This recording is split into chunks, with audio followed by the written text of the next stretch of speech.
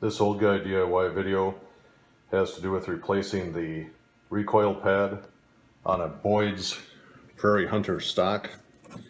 So here's the pad that came on the Boyds Prairie Hunter that I put on a Savage Axis that was converted to 450 Bushmaster. And I went on the Limbsaver website. They have 16 pages of templates like this, and I took the Boyds pad and just laid it over the various templates, and I found this 10301 looked like the right pad for the job. So this is the pad compared to the Boyds pad. So it looks like it'll give me about 3/4 of an inch of extra pull, which is what I wanted, in addition to being nice and soft. So on the bottom of the pad is a little nub. Apparently that's a locating nub for a Winchester 1300.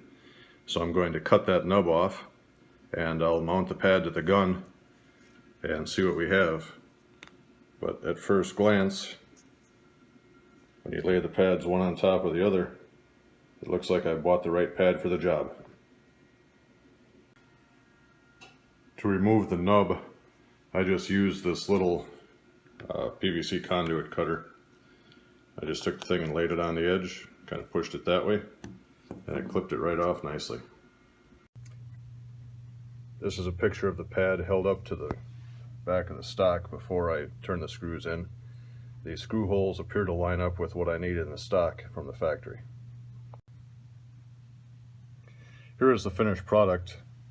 So you can see it's not perfect, but it's close enough for me today. It has a little bit of an edge, and the toe angle is a little different than the factory was. But the screw holes lined up just fine,